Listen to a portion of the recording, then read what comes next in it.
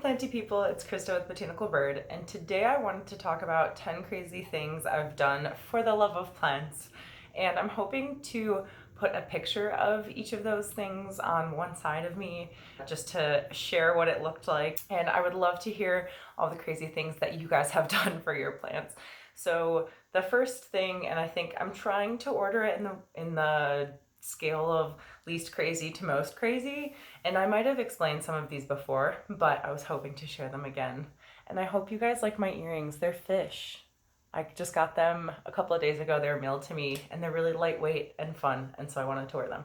But so the first crazy thing that I've done for plants is I was reading about how water can be quote unquote hard if it comes from the city. It can have chemicals in it like chlorine and chloramide or something like that, and that if you let the water sit for 24 hours that it would dissipate.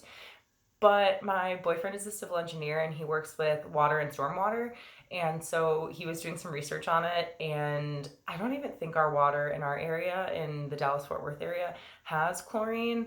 If that was the case, that would dissipate, but whatever other chemical is in the water, that doesn't go away in 24 hours. So I always just had these like 2-gallon jugs just sitting in the side of my sink when it was time for plant care to come up, and it was taking up space and it was kind of tacky, but I did it for the plants.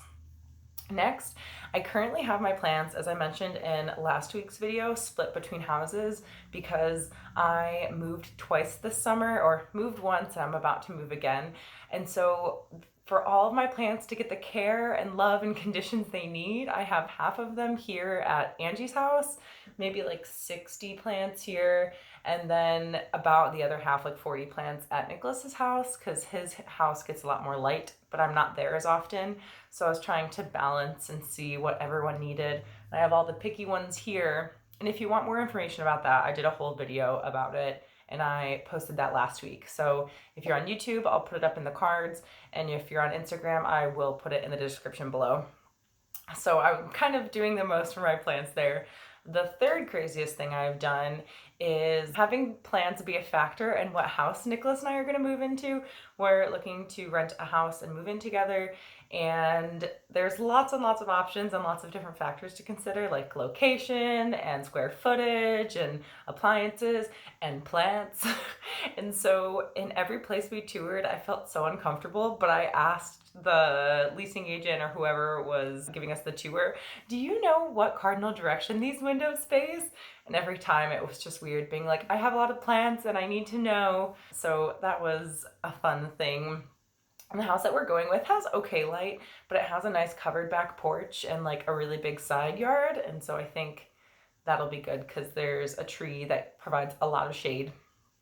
Next, I have bags of dirt lying around pretty much always, and I'm a very neat person, so I like everything to be put away, but you just got to do it for the plants, you know? Like as soon as I can, I put it away, but like a lot of times what I'll show you guys in these pictures is I'll have a plant that I'm going to propagate or move from one pot to another, or it died, and so I like want to reuse the dirt, but it's moist from watering it or misting it or whatever, and I want it to dry out before I put it in like storage, which is another weird thing I do for my plants because I don't want like bacteria and whatever to grow in the soil unless it's good bacteria.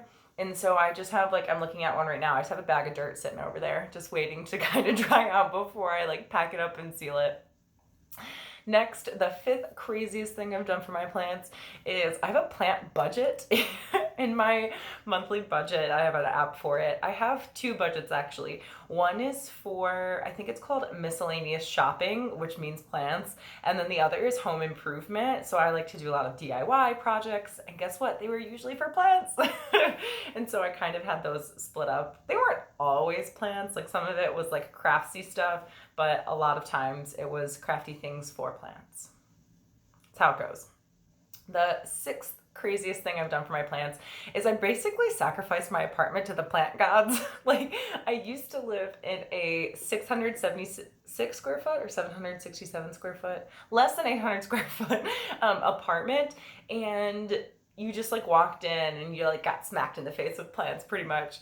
I had plants on the windowsills, in the bathroom, in the living room. There were just plants everywhere. And I like my closet space was taken up for plant things. My little balcony had like a huge tub of like soil and like different soil amendments. It was just, I don't really know that it was an actual apartment more than just a place for plants that I just happened to also live in.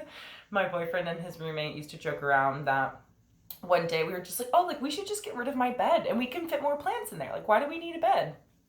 So my apartment was pretty much an indoor jungle, which that's the goal, right? Plant goals. The seventh craziest thing I've done for plants is back when I was working in the schools, when I had more time on my hands than now, my days were shorter there. And so every morning I would try to go around and just like mist my plants for like a quick 15 minutes. But then during the summer, especially with COVID and quarantine and everything, I just became obsessive with my plants. So they got like the utmost care ever. And so every morning I would spend like between 15 minutes and like an hour sometimes checking in with plants, misting ones that wanted to be misted, cutting off dead leaves, seeing if anyone needed to be repotted, propagating, just like any little plant chores.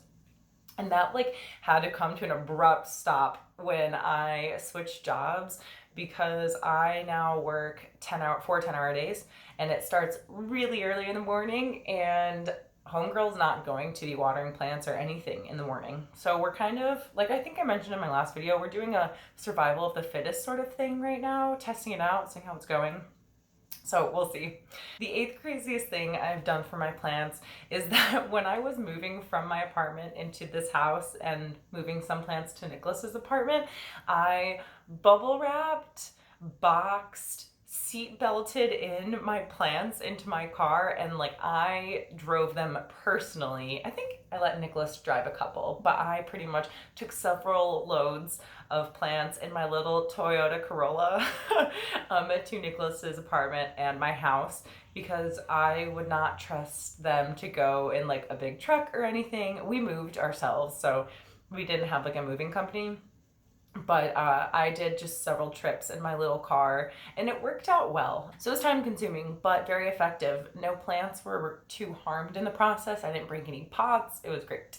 The ninth craziest thing is that I brought a plant back from California. I have some cool pictures I'll put up here. I think I named her Nairobi, which is Nairobi, like Nairobi, Egypt. I just really liked her. She was like this succulent tree that I saw at a farmer's market when a friend of mine from grad school, we were visiting another friend from grad school in California, and I just loved her and wanted to bring her home. So I like had her in my little backpack, my carry-on backpack on the plane to come back to Texas. And it was totally allowed for anyone who's curious. You can bring plants back, carry-on a plane. And my favorite crazy thing that I've done for plants is I filled up my bathtub with coco coir.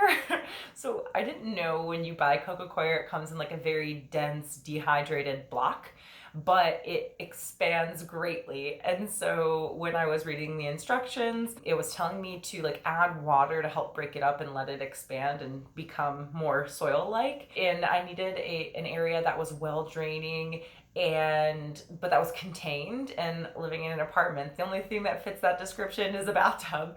And I did not know how much this was going to expand, and so it like filled my entire bathtub, and my boyfriend walked in and was like, why is your bathtub full of crap? I was like, it's for the plants. It was soil.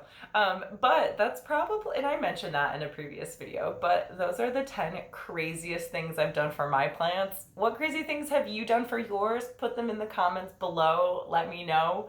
Or if you have any comments or questions about the crazy things I've done, if there was a rhyme or reason, I would love to share that with you if you're curious.